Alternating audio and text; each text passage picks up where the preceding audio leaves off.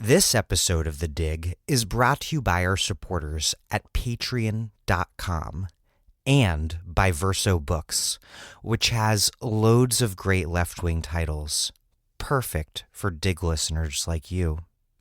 One that you might like is The Authoritarian Personality by Theodore Adorno, Elsa Frankel Brunswick, Daniel J. Levinson, and R. Nevitt Sanford, with an introduction by Peter E. Gordon. What makes a fascist? Are there character traits that make someone more likely to vote for the far right? The Authoritarian Personality is not only one of the most significant works of social psychology ever written, it also marks a milestone in the development of Adorno's thought, showing him grappling with the problem of fascism and the reasons for Europe's turn to reaction. Over half a century later, and with the rise of right-wing populism and the reemergence of the far right in recent years, this hugely influential study remains as insightful and relevant as ever. This new edition includes an introduction by Frankfurt School scholar Peter E. Gordon and contains the first ever publication of Adorno's subsequent critical notes on the project. The Authoritarian Personality by Theodore Adorno, Elsa Frankel Brunswick, Daniel J. Levinson, and R. Nevitt Sanford. Out now from Verso Books.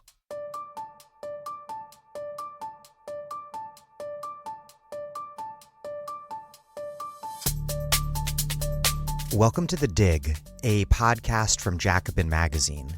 My name is Daniel Denver, and I'm broadcasting from Providence, Rhode Island. November 30th marked the 20th anniversary of the WTO protests in Seattle. It was a critical moment for the U.S. left that united labor, environmentalists, and radicals of all stripes in mass action. A powerful moment in a global justice movement that sought to make sense of neoliberal globalization in the wake of the Cold War. In the U.S., however, the movement as we knew it more or less came to an end when Bush launched the War on Terror. But, as I wrote in a recent essay for Jacobin, today's socialist revival nonetheless, in some way, began that day in Seattle because the alter globalization movement was a critical experience for the U.S. left as we have slowly, in fits and starts, got our shit together under daunting circumstances. In case you missed it, I'll include a link to that essay in the show notes. We are also nearing the 20th anniversary of Empire, a book by political theorists Michael Hardt and Antonio Negri. It's a classic work for that period's left, which struggled alongside those movements to make sense of a changing world system and capitalist order, trying to find a way forward across incredibly uncertain terrain.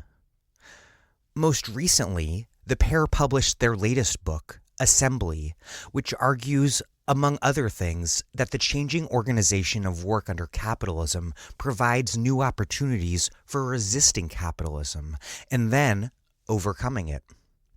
Today, I'm discussing Assembly with Michael Hardt. And I'll also include a link to their essay reflecting on the 20th anniversary of Empire, published in the New Left Review, in the show notes. What can we learn from capitalism's reliance on the exploitation of the common, our common natural resources, and also our common intellectual labor that, for example, creates the value that big technology companies make into profit? How does the profit made from our collective clicks on Google fit into a system that also exploits people in new but still very familiar ways in call centers and on massive factory floors in Shenzhen? What is new about capitalism today, and what's just more of the same, however newly disguised, brutally intensified, or geographically rearranged? Does capitalist production today have a more intensely social character than it has in the past? And if so, what does that mean for how we do anti-capitalist struggle? We do try to define terms, but this is a densely theoretical episode. Don't hesitate to hit that 15-second rewind button if you need to take a second listen. When I was listening to the draft of this interview, I had to do just that multiple times just to make sure I understood my own questions. Before we get this thing started, we can do the dig because you, our listeners, support us at patreon.com/thedig. You listen to this podcast because we provide complex and in-depth left-wing analysis with the smartest left-wing thinkers around on everything and everywhere. To do that, I spend a huge amount of time reading and preparing notes and questions ahead of each interview. Typically, I write out at least 3,000 words worth of notes every single week. I can only put everything into this podcast and pay everyone who helps make it because you, people like you, listeners, support us. Plus, we have left-wing books to send you in the mail as a token of our gratitude. One of those books is my own book, which will be out in just 1 month. All-American Nativism: How the Bipartisan War on Immigrants Explains Politics as We Know It. Contribute what you can at patreon.com/thedig. That's patreon.com/thedig. Okay, so I recently, as I just mentioned, finished my book. And after it comes out on January 14th, I'll be on a book tour all over the U.S., starting with a book launch at Verso's Brooklyn Loft on January 24th. More dates and details are coming soon, but so far I can say with some confidence that I'll be going to New York, Philly, Baltimore, D.C., Providence, Chicago, Minneapolis, New Haven, Boston, Dallas, Houston, Austin, San Antonio, El Paso, Albuquerque, Tucson, Phoenix, San Diego, Los Angeles, San Francisco, Portland, Olympia, and Seattle. And quite probably more. As you can see, for obvious reasons, I'll be hitting the borderlands hard. Stay tuned for dates and locations, and please do reach out if there are events you'd like me to do while I'm on the road, or if you'd like to have me out somewhere. But the point I actually really wanted to make here is that between finishing my book and starting that book tour, I found myself with something unusual, which is a bit of free time at the end of the workday, given that for these brief months, I have found myself with just one full-time job. This job, running the dig. And so naturally, I quickly found a way to fill up almost all of that free time by volunteering for the Bernie campaign. Bernie has a really great shot of winning Iowa, New Hampshire, Nevada, California, and many other states too. He really and truly can win the whole thing. And looking back at where the U.S. left was 20 years ago in Seattle, this is all still very entirely unreal for me. In a good way, obviously. We could have a socialist candidate pledging a Green New Deal defeat the most anti-immigrant president in living memory, thanks in significant part to Latino voters. Many of you, of course, may be feeling quite down today after what happened in the UK, and with good reason. Neoliberalism has empowered nationalist fanatics who it won't be easy to defeat. But the left remains the only force that can not only defeat the right, but also eliminate the conditions that nurtured its rise. The radical center helped make this crisis. It remains our job to solve it. There will be a lot of debates over Labour's Brexit strategy, and we'll likely get into that in a future show.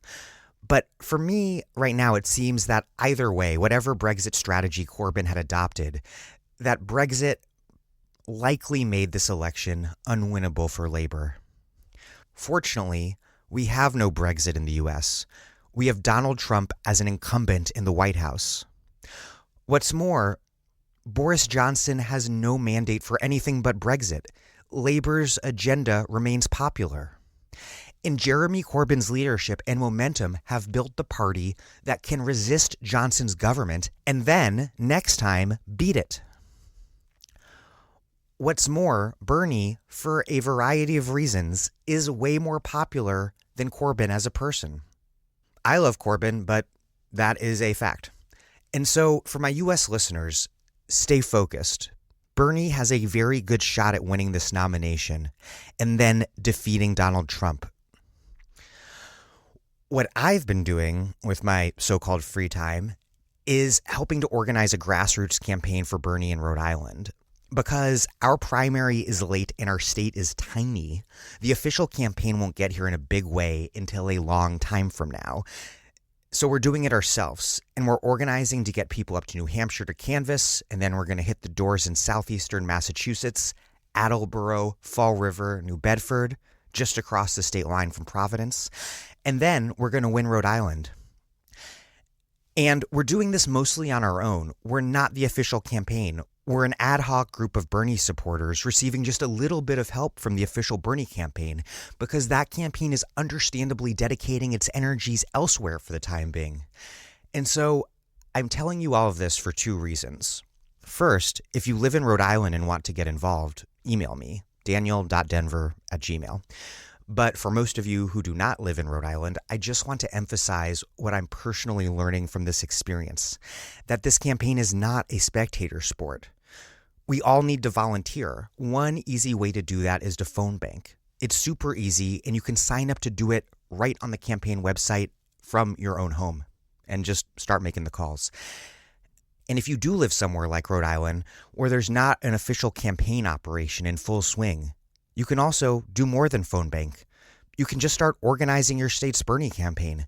Don't wait for the Bernie campaign to come to you. Start organizing now. Build your own campaign and get your state organized so that when the official campaign does come, you have shit organized and already underway. Okay, enough on all of that. But one more quick note before we get started. I sound a little different in this interview because I was conducting it away from my regular studio while traveling. I still sound intelligible and everything, but just a little different. Okay, here's Michael Hardt, who teaches political theory in the literature program at Duke University. His latest book, co-written with Antonio Negri, is Assembly.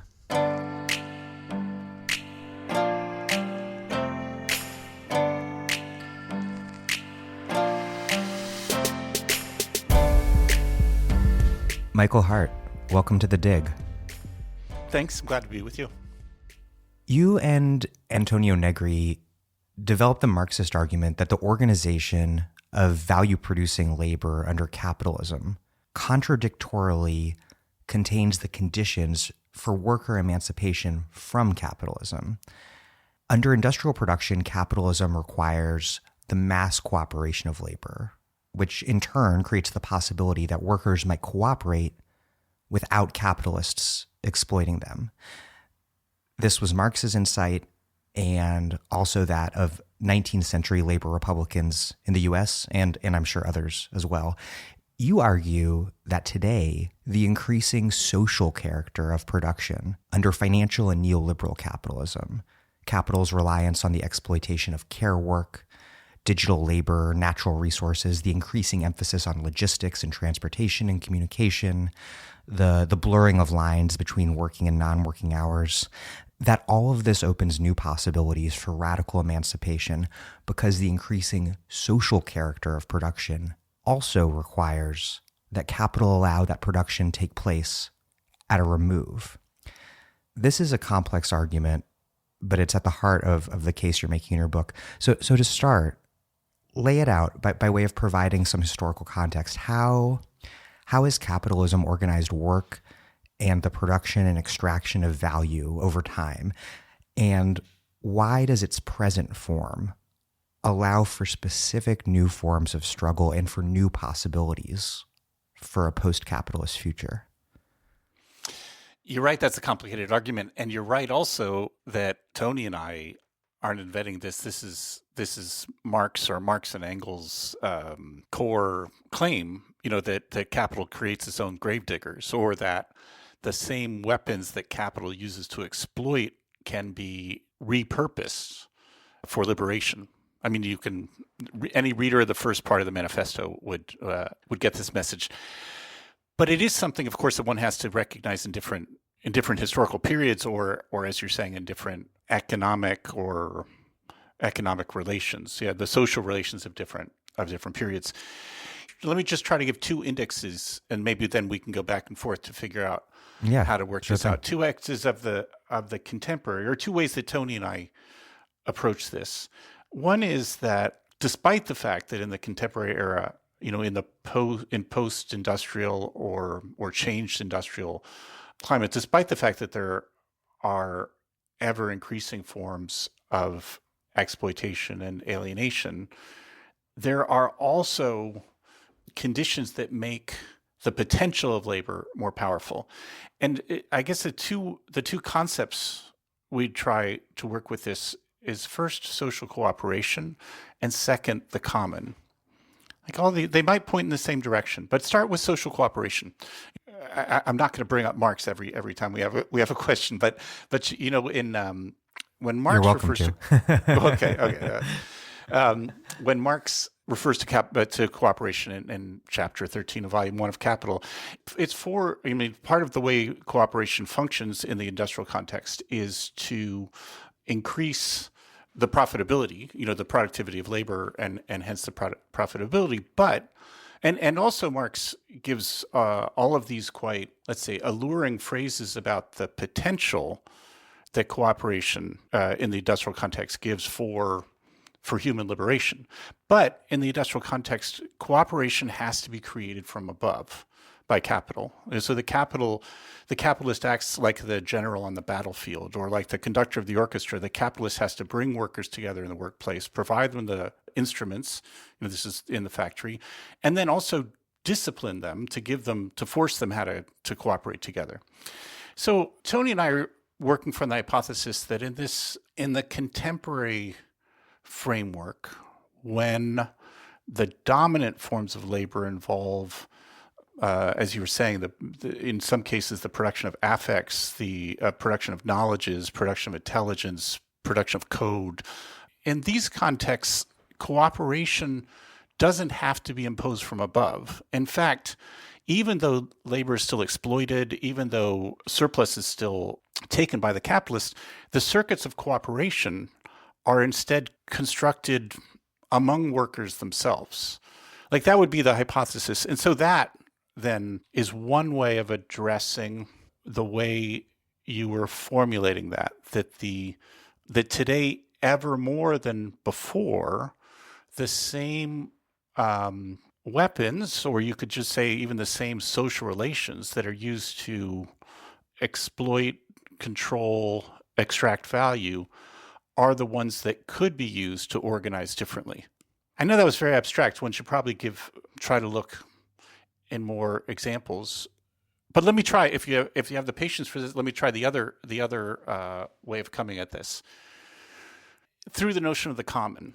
Many people in the last few years, many left analysts of the capitalist economy focus on different and really quite expanded notions of extraction as being central to capitalist production today. So that you could start from the notion of extraction, thinking about, I learned about it first in an Argentinian context. They were talking about the reprimarization of the economy, so that the return to mining of metals, even monocultural agriculture is a kind of extraction, thinking of it this way. But today, as we know, there's all kinds of other forms of extraction by which capital gains value. So an easy turn with this might be to think about the metaphor of data mining. Like, it's interesting that you'd use that. One would use that metaphor for it, because in some ways it's the same kind of extraction that used to mine copper and coal, but it's really something different. It's our data, which is similarly thought to be there for the taking. Something that's free and open to all. And then we could think of many other forms of extraction. I mean, even the accumulation of value of knowledge is construction of intellectual property. I would say even the extraction of value through certain forms of affective production also involves a kind of extraction. And I guess where I'm going through in all this, like if you were to accept, because I think many many argue, and it seems like an excellent argument about how extraction is becoming central in the capitalist economy. If you then take the next step and say, well, what is extracted? And so Tony and I would argue that in all of these cases, it's always the common which is extracted. Or put it another way, if you look at what is extracted, it has the status of being common rather than being property. That's what the way we're thinking about it. The common is really something that's not property, something that's shared, that has relatively open access. And so if you recognize then in this extractive economy, and like I said, thinking extraction in an expanded way that's not only referring to mining or agriculture, or, thinking of it also in social terms, then you can recognize that in fact the common is ever more present, vital in the contemporary capitalist economy. It could be thought of as a kind of touchstone, or if you wanted with military metaphor, something like a beachhead, like that, because the common is ever more central to capital, it provides the potential for thinking about re-articulating or redeploying the common outside of that capitalist extractive network.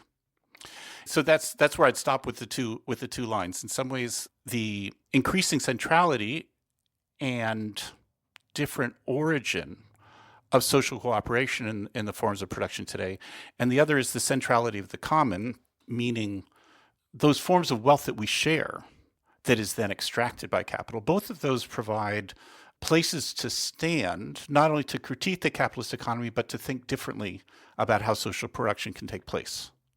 Well, to bring it down to a more concrete level, what are the common features that make things like data, real estate, debt, and fossil fuel all extractive and all extractive of the common?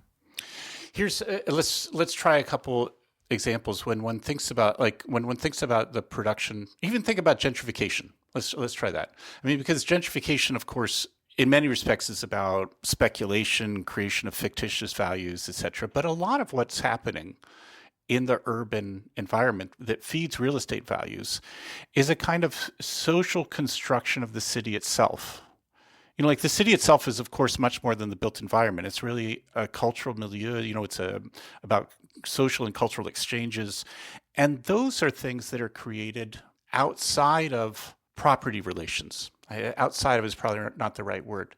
But the construction of a neighborhood that becomes appealing and that becomes livable, that's done through the kinds of social efforts and social relations that are common, that create affective and social spaces that are open and that we share.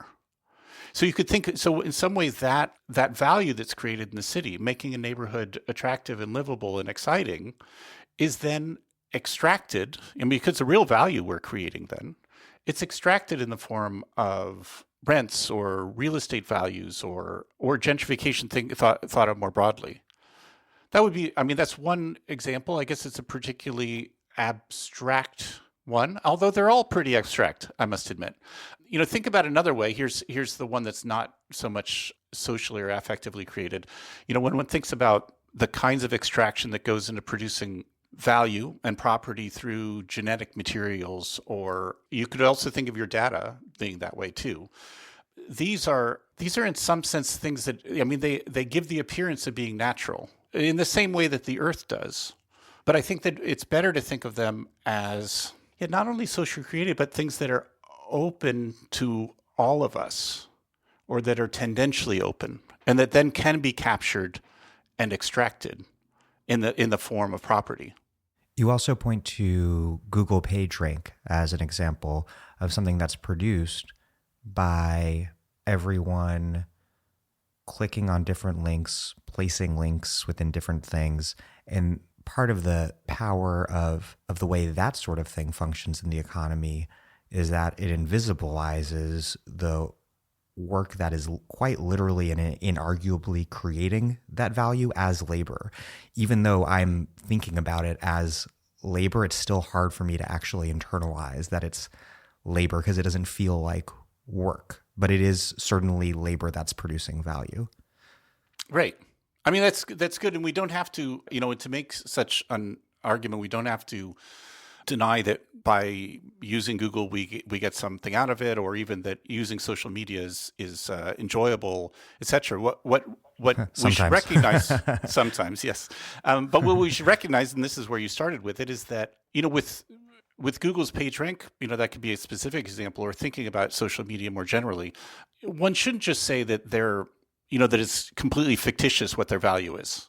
I think that one has to, it seems to be much more useful to recognize that the kinds of knowledge and intelligence of users is being harvested and made concrete in the platforms. Yeah, so the Google PageRank, I'm no super specialist on this, but I think I know maybe what one should know in reading the original articles, of the creators, thinking about it. What they want to do is use people's web choices and hence the kind of knowledge and intelligence that people are using, of clicking on different sites, using that in order to rank the sites. And so it's freely given, of course, when we as users are using it, but it is a form of an expression of intelligence or of knowledge. I was a little tripped up. I think you're right to call it labor. I mean, because if one wants to recognize that it's value creating activity, it's a little hard. It's a little hard because we don't want to think of it. Normally, when one talks about labor, you think about the kinds of efforts that you're constrained to do at work, like undesirable drudgery. Well, and commanded work. I mean, I think the commanded drudgery for a wage. That's the thing. I think what one has to do, right, and that you're already doing comfortably, is following, several decades of, I think mostly of feminist work about this, to recognize unwaged work as work. So now I'm thinking of, starting in the 1980s, I think this directly follows from this. The domestic labor questions were about recognizing as labor and the production of value, unwaged work in the home. Even if it's done out of love, I mean, this was part of the debate in the 1980s among feminists about this, it's still, and even though it's unwaged, it still should be recognized as labor. So anyway, I'm just thinking that the way you're, I think, quite comfortably talking about this kind of social media use or platform use as labor, even though it's unwaged and even though it's not compelled, is super important, because that's the way a lot of capitalist value works today. Yeah, no, I think the reason that made immediate sense to me is precisely thanks to reading about social reproduction and from feminist socialists. And that makes me wonder, to what extent is this a qualitative break from capitalism as it was before? And to what degree is it more an intensification of a previously existing dynamic? Though I guess an intensification of a previously existing dynamic could, at a certain point, become a qualitative break. Because, as you just mentioned, social reproductive labor, the often unwaged labor that creates society and creates the waged worker, has always been fundamental to capitalism. That's true. And a number of the things that Tony and I and others are talking about, it's a matter of forms of labor and value production that have existed previously, but now have become central in the capitalist economy. Like that's what. So there was some time ago, 20-ish years ago, Tony and I were trying to argue that what we were calling then immaterial labor, immaterial production, has displaced industrial production at the center of the economy. And under that notion of immaterial, we were trying to grasp together. It's an imperfect term, creates all kinds of problems and it solves others. We were trying to link together cognitive labor, affective labor, like we've been talking about, image production, code, etc. And our argument wasn't that there's no longer people in factories. There are today more people in factories globally than there were 50 or 100 years ago, but rather that the keystone of the capitalist economy, its center of gravity, has shifted. So that whereas these kinds of immaterial production have always existed, there was a period in which the industrial production was primary. What has shifted today is that in some ways industrial production is secondary to this wide gamut of forms that don't result primarily in physical objects. That's what we were trying to get with this immaterial production, or in which social relations are primary over physical goods. A question around this. You write, quote, Labor becomes in cooperation increasingly abstract from capital. That is, it has a greater ability to organize production itself, autonomously, particularly in relation to machines, but still remains subordinated to the mechanisms of the extraction of value by capital. My question is, how does that, something that I definitely agree is taking place, we've talked about a number of examples of it, but how does that square with what also seems to be this increasingly techno-tailorist domination in places like call centers and Amazon warehouses, something that I recently discussed with Emily Gundelsberger? And how does that also square with the fact that manufacturing still very much exists, if in new geographic formations across sunbelts from the US to China?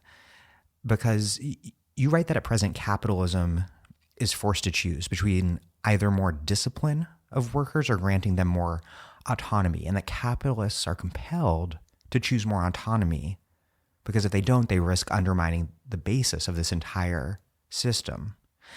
But I guess my question is instead capitalism doing both things simultaneously, both extending profit making into these relatively autonomous social spheres while also intensifying traditional forms of exploitation? I'm not sure if you saw this review of the book written by Samuel Chambers, and he noted that, for example, Apple's profits in 2017 were at $48 billion, nearly double that of Facebook and Google combined. And he writes, quote, "Where do those profits come from? How does Apple create value? Apple makes its money selling iPhones. Its iPhones are built in massive factories in China." What's your take on how these two different sorts of organization of productive labor are functioning, and what do you make of the critique from Chambers? Yeah, I was trying to think that in some ways, for me, and at least in my mind, these are two separate questions, but let me try to get both of them. I mean, one is about whether the labor arrangements are creating heightened forms of control and surveillance, or whether they're allowing for a possibility of margins of a certain kind of freedom. And the other one is about the centrality of manufacture within the global economy or global assembly line. It's very difficult to conduct the arguments through stock market prices of the different corporations. And for many years people were saying, well, Amazon is not making any money, or the various corporations that are getting very high stock valuations but are not actually producing profits. You could either say I'm inadequate to, or I'm reluctant to use that as the basis. I think I would tend to do it in a more qualitative way. Let me try this one. This is because this is the way I try to look at this shift, which is that during 150 years or so, it's not only that industry was not where the majority of workers worked. If you think back in the mid-19th century, when Marx and Engels and everyone else is focusing on industry, the majority of the people, even in Europe, even in England, the most industrialized were in the field. So it wasn't a quantitative question about where people are working, or even about quantitative, I would say, about the amount of value. What was really happening from the mid-19th century to the end of the 20th, or near the end of the 20th, was that the qualities of industrial production were progressively forced on all of the other sectors of production. Its machinery, its working day, its disciplinary techniques, so that agriculture had to industrialize. And then not only other sectors, but even the family had to industrialize. Everyone's life had to industrialize, have the same kind of time discipline that the factory imposed. So the question then would be today is whether there are other sectors or other forms of production, not industry. I think everyone would agree that we're no longer industrialized, and it's no longer the factory that's ruling our lives in that same way. The question then for me is, what are the forms of production whose qualities are today being progressively imposed over other sectors? And that's where I think when one thinks about temporality, it's no longer factory time discipline, but rather a different kind of temporality, a temporality that's really a 24/7 temporality of a one that doesn't even sleep, that has a different view. And so that's where I would look for the way of understanding, like rather than the stock market valuations or even the profit margins of what forms of production are emerging as dominant within the economy. If industrial production is still such a massive part of the economy, even if it's not visible to at least us sitting in certain parts of the United States in the same way, how is it that this new emphasis on social labor operating at a relative remove, how is that visible across the economy in the way that you described the rise of industrial production transforming the entirety of the economy in industry, but also beyond universally? Well, I mean, one thing to say that seems maybe is an obvious thing is that when one thinks about the auto industry and in the cities around Sao Paulo and Brazil today, it's not like it was in Detroit in 1930. So that industry has had to transform even in subordinated areas. So that the production of the iPhones that you were talking about earlier, they take place under different conditions than they would have previously. So at least to go with my, I don't know if this is metaphor, the way of speaking of it of a few minutes ago is that industry and manufacturing in general has had to informationalize and integrate into the industrial circuits different kinds of technologies. So that would be the first thing, to recognize that when we talk about industry and manufacturing today, it's already been transformed the same way that agriculture 150 years ago was already being transformed by industrial methods. Like that would be the first thing. But the second is, I mean, the important thing is we shouldn't forget that the global production scheme, or even the global assembly line, has extremely rigid and brutal divisions. So when one thinks about the forms and where industry is taking place in massive scales now, it's because those regions are subordinated. So that, I guess what I'm just like, maybe we should start thinking about what the global divisions of labor and power are, and how they are reflected in, whereas previously the points of industrial production of major industrial production were the pinnacle and privileged sectors of those hierarchies. Today they're certainly not. One way to maybe reframe the question in that context of thinking about a world system that's profoundly hierarchical is, are the same possibilities for emancipation that the increasing social character of labor provides universally distributed across this unequal global system? Or is the differentiation of production matched by a differentiation of emancipatory potentiality? Right. I think you're exactly right in what you're pointing towards there. There are, at least in the ways that I'm talking about, there are certainly radical differences between different regions, but also different sectors of the economy.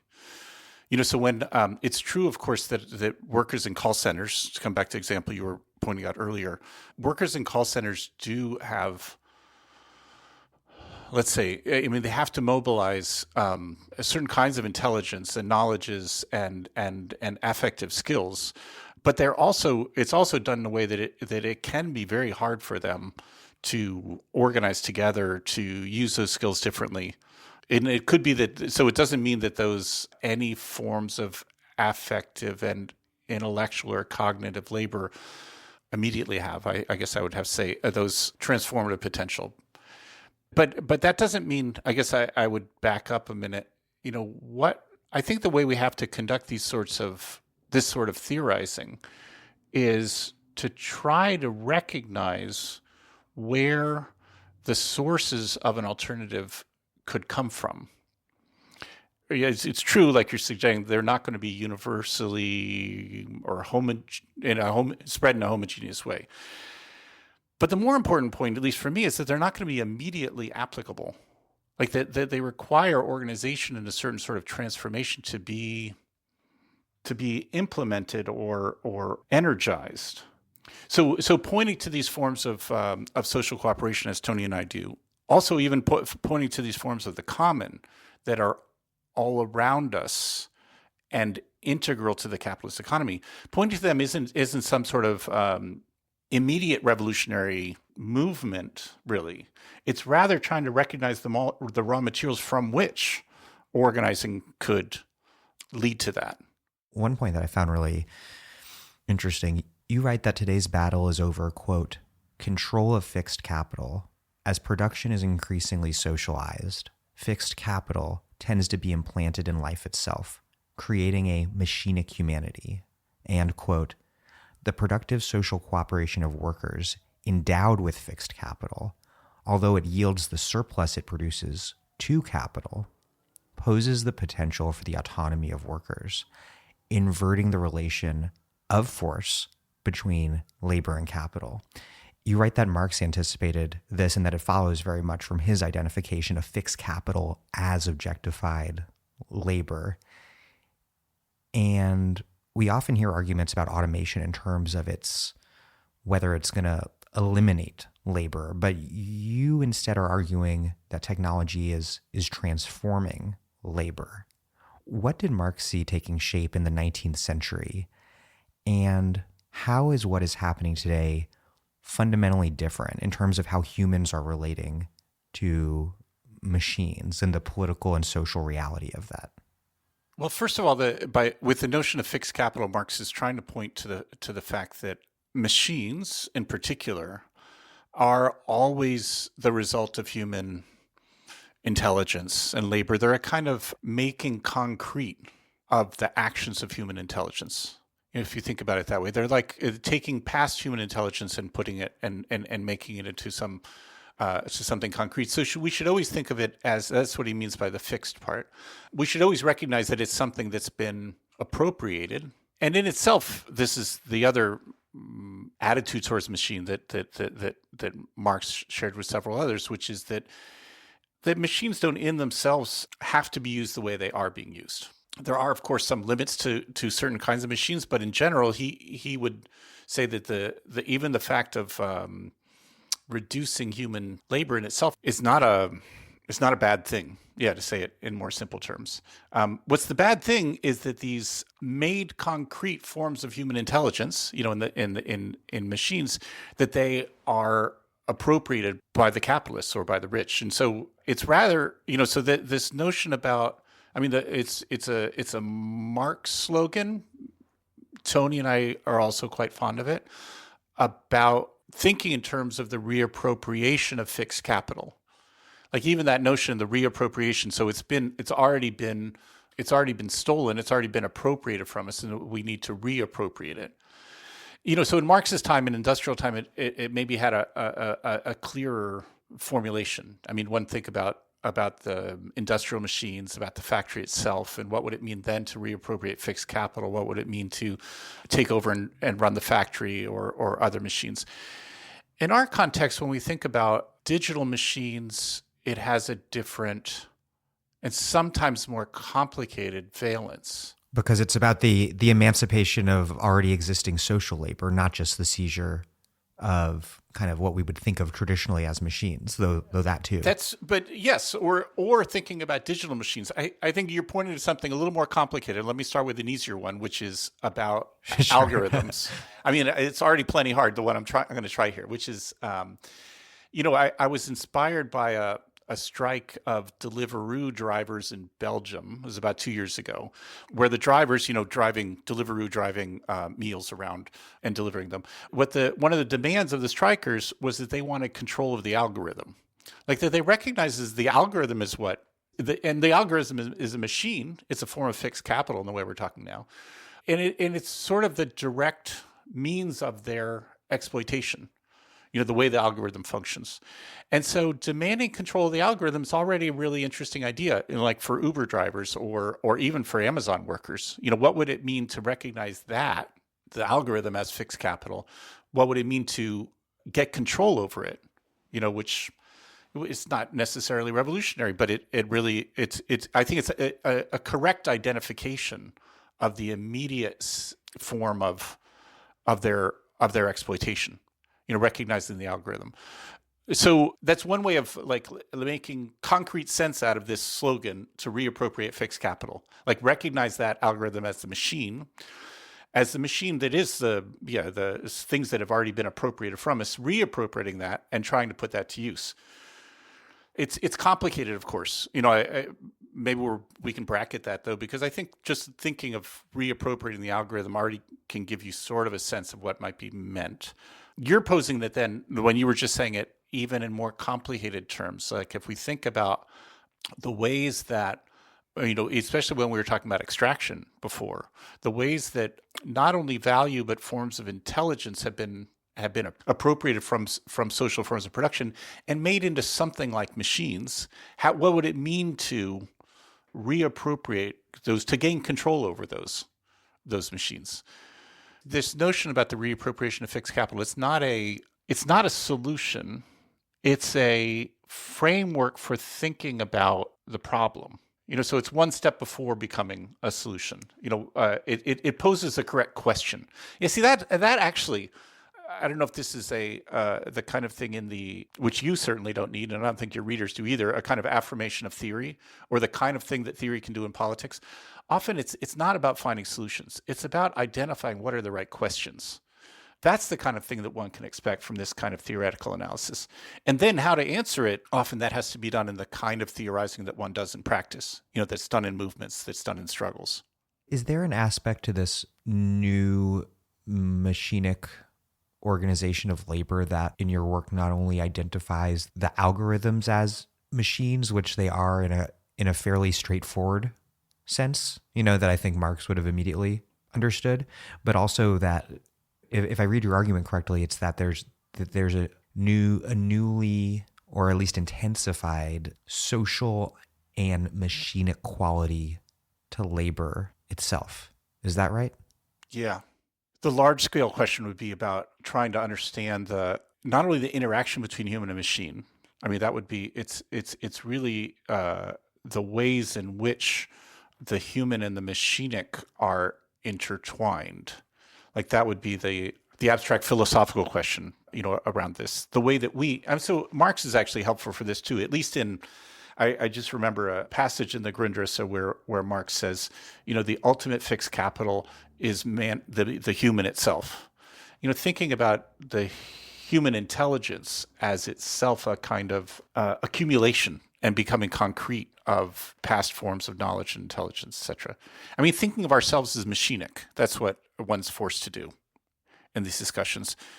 So on the one hand, my temptation is, as we're talking, to think of it in the more philosophical sense, asking that question about the machinic assemblages or the ways in which humans are intertwined with machines, etc., how our own thought processes are becoming more machinic.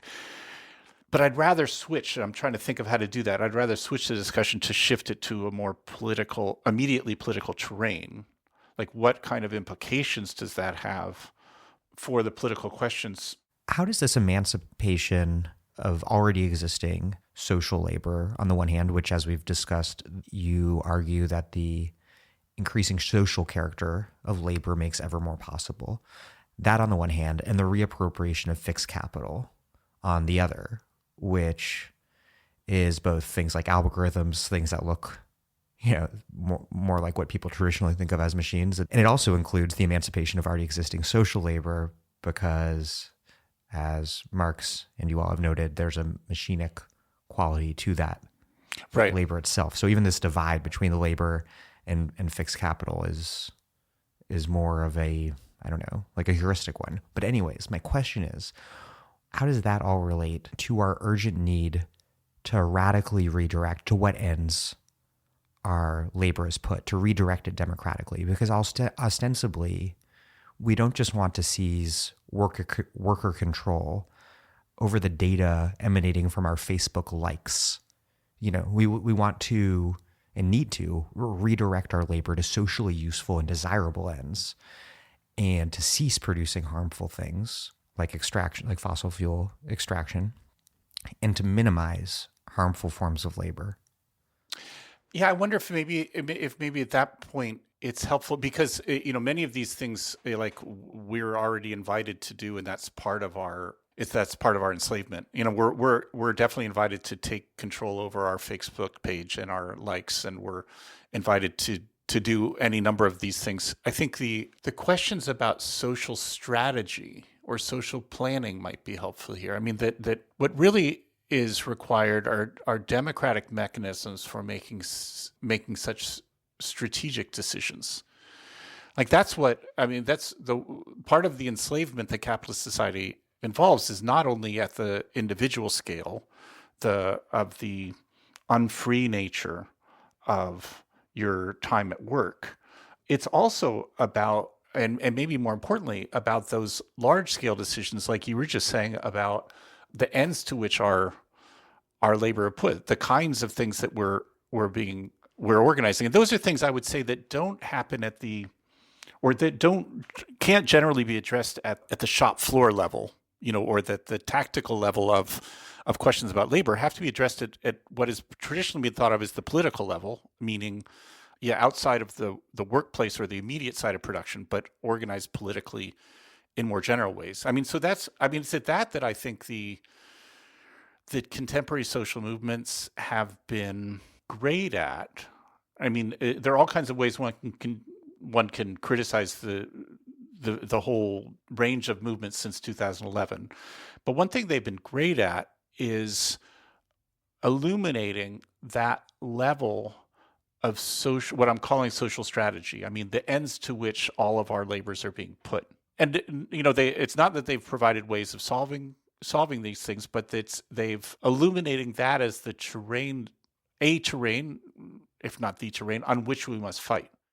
Another point that I wanted to cover in terms of the sort of like broad contours of the political economy that you make, you draw on Schumpeter's original definition of entrepreneur, and to argue that there is in fact an actually existing form of autonomous entrepreneurial labor, this sort of like increasingly social labor that we've discussed, and that neoliberalism is extracting value from that, and that this, quote, capitalist entrepreneurship reveals the potential of the multitude.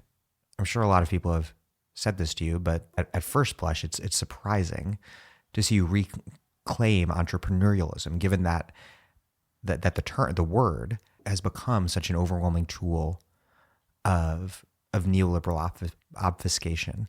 Why is it that you think that neoliberal entrepreneurship contains such a massive and exploitable contradiction?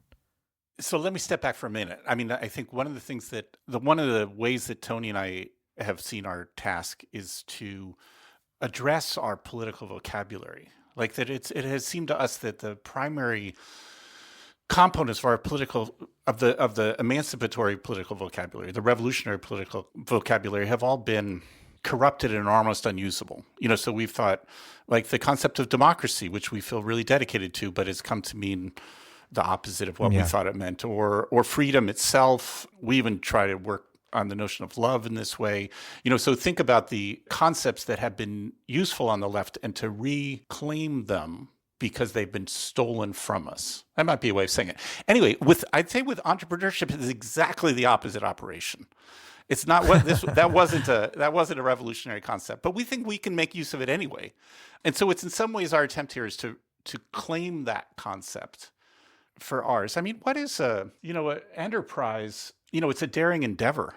Lenin's a great entrepreneur in that sense. Not just Odysseus. Odysseus is, Homer keeps talking about his entrepreneurial characteristics, but it's that strategic enterprise. That's partly it. So that's, you can see where where we might have started in that attraction. But then coming to where you were just saying, we tried to read in the history of the concept, and so Schumpeter, no communist him, seemed a great source for this. Not quite. And what Schumpeter's trying, there are all kinds of weird things that Schumpeter's bringing in here too. But what he's really after is what he says, what entrepreneurism is, or what the entrepreneur does, is to create new combinations. Like he emphasizes the entrepreneur is not an inventor. That what the entrepreneur does is to bring existing things together in new arrangements. An assembler. An assembler in that sense, exactly. Like you take this invention and this labor force and this natural resource, and you put them together in a new combination. So we're in some ways working with this notion of new combination, thinking of it in terms of cooperation, or Marx's notion of cooperation.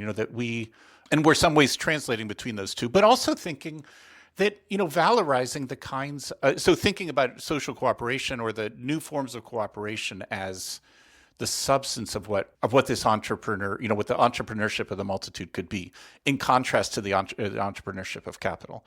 But, we also want to valorize with that, so on the one hand, we're thinking towards this economic argument that you and I have been doing now for a while, working on now for a while here. But we're also thinking to the level of political organizing, because there too, we want to valorize the entrepreneurial forms, by which we mean the kinds of organizations of forces, so the creating forms of social cooperation in that sense, the organization of forces in the interest of new daring endeavors, something like that. I mean, that's what it's clearly a polemical, as you certainly recognize. I mean, Tony and I are perfectly aware that entrepreneurship is the... In internet parlance, it's a bit of trolling. Okay, maybe it's something like that. But I mean... No, I think it's very interesting. And one idea it provoked to me is something that I've been thinking about for a while, is in terms of thinking about neoliberal entrepreneurship as this core contradiction, is that there's this call for everyone to be a self-made entrepreneur, to create the next hot app, to become the next YouTube celebrity, to even say be a podcaster for a living. And the reality that on a systemic level, this is impossible for massive numbers of people to do. And whereas earlier forms of capitalism valorized industrial tycoons, who by definition, obviously, could only be a few men, what seems to, and I use men intentionally there. Of course, yeah. What seems to be happening today is that these certain forms of entrepreneurial success and independence are both valorized and portrayed as a mass possibility, which it's not at all, obviously. This illusion is, on the one hand, core to the system's operation and the maintenance of hegemony, but on the other hand, the contradiction between this idea, that everyone is just going to be basically successfully self-employed, and the reality that most people's realities are precisely the opposite. That contradiction seems like an important one. Yeah, I think that's quite brilliant. I mean, you do it better than we do. And so I would say that in some ways, the way you're describing it, it's the longstanding ideology of the Horatio Alger story, but now it's being translated as if it were not just, what do we call it, an abstract possibility, but the real concrete possibility of everyone. That's the way it's now presented in the neoliberal thing, which does, as you say, completely heighten the contradiction of it. I think one might, and maybe Tony and I do this too, to a certain extent, that one might try to work with the neoliberal notions of freedom in the same way.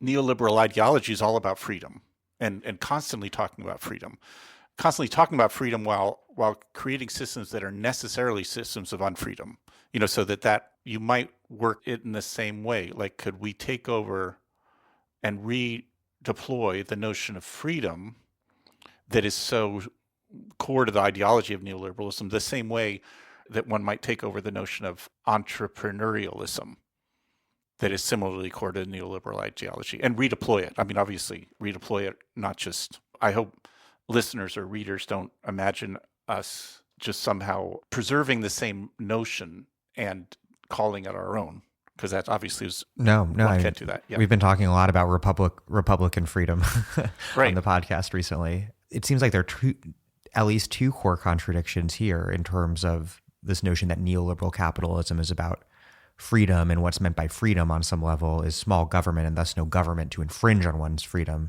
It's obviously mythical on at least two counts. One, because the state has only become a more important guarantor of capitalist rule by protecting markets from any sort of democratic governance under neoliberalism. And then two, because state repression has become a more potent force than ever, whether we look at mass incarceration, border militarization, or military power.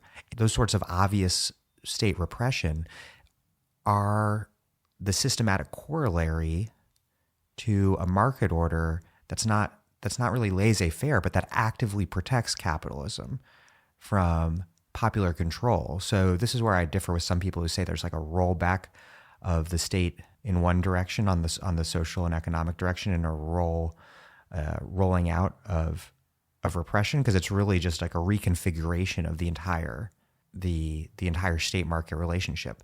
So I guess my question is, what role does repression serve under the contemporary system, the system we live under that protects the movement of massive amounts of capital, while also necessitating the massive movement of people, but creating these powerful institutions to control and discipline those people's movement?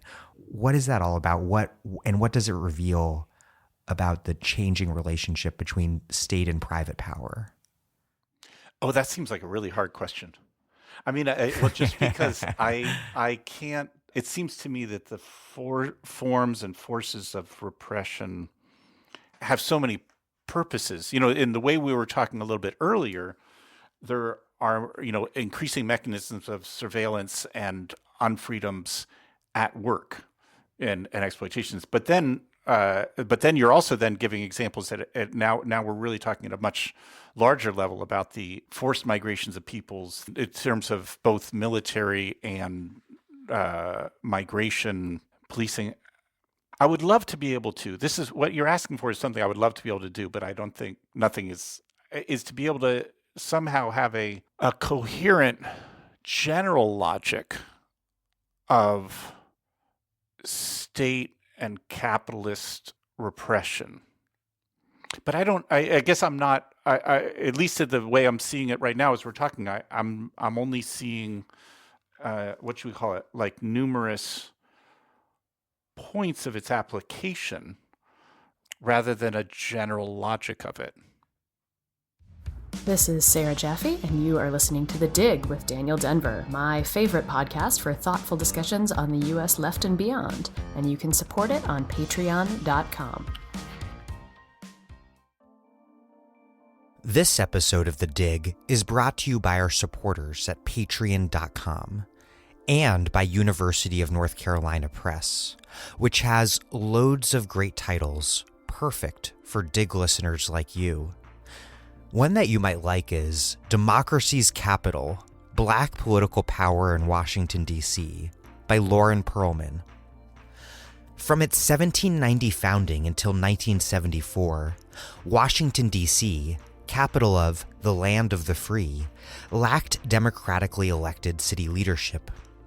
Fed up with governance dictated by white stakeholders, federal officials, and unelected representatives, local DC activists catalyzed a new phase of the fight for home rule. Amid the upheavals of the 1960s, they gave expression to the frustrations of Black residents and wrestled for control of their city. Bringing together histories of the carceral and welfare states, as well as the civil rights and Black power movements, Democracy's Capital narrates this struggle for self-determination in the nation's capital. It captures the transition from Black protest to Black political power under the Lyndon Johnson and Richard Nixon administrations, and against the backdrop of local battles over the war on poverty and the war on crime. Through intense clashes over funds and programming, Washington residents pushed for greater participatory democracy and community control. However, the anti-crime apparatus built by the Johnson and Nixon administrations curbed efforts to achieve true home rule, laying the foundation for the next 50 years of DC governance. Democracy's Capital, Black Political Power in Washington, D.C. by Lauren Perlman. Out now from University of North Carolina Press's Justice, Power, and Politics series. You look at two Marxist concepts that might help us describe how capitalism pillages the commons today. One is primitive accumulation, which I've discussed with people a few different times, I think, on this podcast. And the other I don't think I've ever discussed, which is formal subsumption. And you write that one shortcoming of using primitive accumulation as a framework is that in emphasizing capitalism's constant reliance on raw theft beyond labor exploitation, on expropriation, that this risks obscuring how value is extracted, I guess, simultaneously within the system and outside the system today in ways that are distinct from the sort of primitive accumulation that was historically foundational to capitalism. That's sort of dense. So I guess to put it in more simple terms, you seem to argue that exploitation and expropriation are or have become more intertwined and less distinct, if I have that right. But yeah. By contrast, you write that the concept of formal subsumption, whereby capitalism incorporates non-capitalist labor practices to extract value from them, is more useful. Explain these two concepts and what they each elucidate about the way the system has operated historically and how it operates today. Yeah, so it's on the first about primitive accumulation. So let me just step back. People can have patience if they're all Marx scholars, but Marx means by primitive accumulation the processes. He's only talking about England as thinking of it as representative of what will happen elsewhere. The processes that made possible capitalist production. Before capitalist production could take place, he's saying, there had to be first the construction of two classes. You had to first get a class of people who had nothing to sell but their labor power, who could then work in the industrial factories.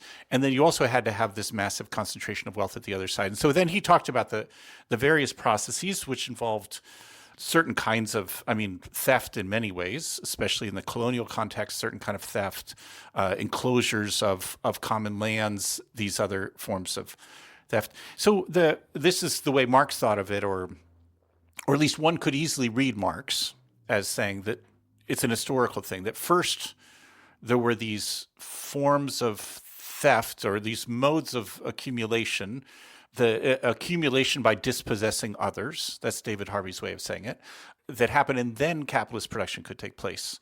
Now, a lot of people a lot of Marxists have pointed out in recent years and argued that in fact those processes that Marx was talking about previously under the rubric of primitive accumulation have in fact continued.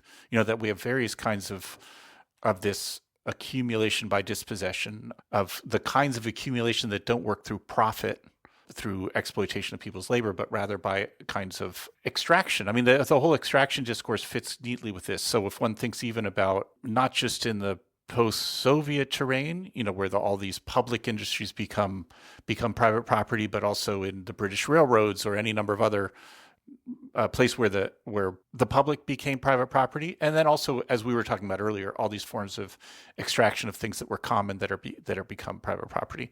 Now, so that's an excellent. I think that's an excellent. It's been a super rich way of thinking about this. That there are ways that the accumulation of value happens today, or that capital rules today, that have an analogy to that period that Marx was talking about. 16th, 17th century England.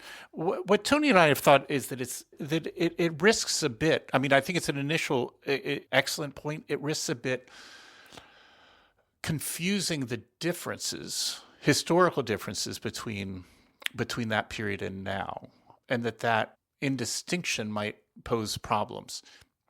I thought this is a little bit of a detour, but it's the exact same thing that we're thinking when we talk about the common, we generally don't talk about it with an S at the end. And this might sound super stupid to people. Like, why won't you talk about the commons? Everyone talks about the commons. And in part, because it seems to index like the historical common Exactly. land in England that was enclosed and thus created the foundation for the rise of modern capitalism, rather than this more capacious concept that's not stuck in that period. Is that why? Exactly. And so on the one hand, it's configured then as a kind of return.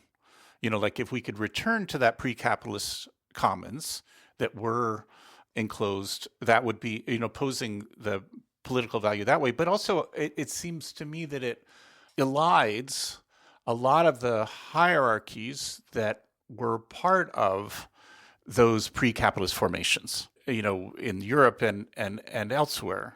So rather than, that I think we have to, in terms of the common, think about the ways the common is not a political objective to return to, but something actually new to construct.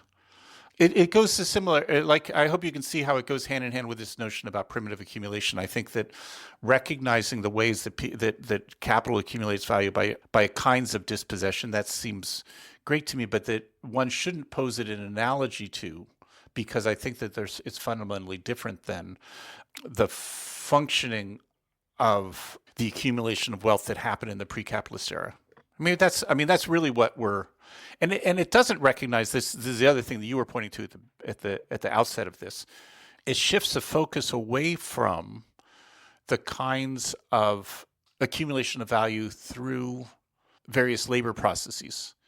Now I think one has to expand the notion of labor, as we were talking about it earlier, to make good on this argument. To not only think about labor in a wage context, but instead to think about forms of various forms of exploitation inside and outside of wage relations. So that's when that's where formal subsumption comes in. Exactly, that's where the formal subsumption comes in. The term sounds so arcane that people that are not in the Marx Club, that it seems a bit comical. Even it's hard to pronounce, I suppose. And it doesn't have like the kind of like cool ring to it that a lot of other Marx concepts do, exactly, like primitive accumulation. Before you even know what that is, you want to know what it means. I guess so, right. And you even mistake the primitive thing to meaning some sort of, I don't know what. Let me give you the thumbnail, formal real subsumption. And now I'm being, Marx teacher. So what Marx was interested in here, he was also primarily thinking about it as a stage thing, as a historical stage. He says that at first in capitalist production, it takes labor processes that were already existing outside of capitalist relations, and then it subsumes them, but it only subsumes them formally. Okay, so what he really means by this is, like, say, sugarcane production. A new capitalist venture might use exactly the same processes that were in a non-capitalist sugar production thing, the same kinds of, using machetes, the same labor processes, and only internalize them, putting in a wage relationship under capitalist exploitation. That's the way it's formal. What Marx is more interested in some ways is this notion of a passage to a real subsumption, when the very processes themselves are dictated and transformed by capital.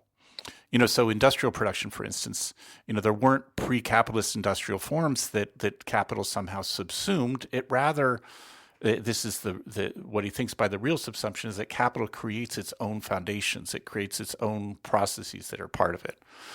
That's what's of interest in Marx, and in some ways, so Tony and I had been interested in this some years ago.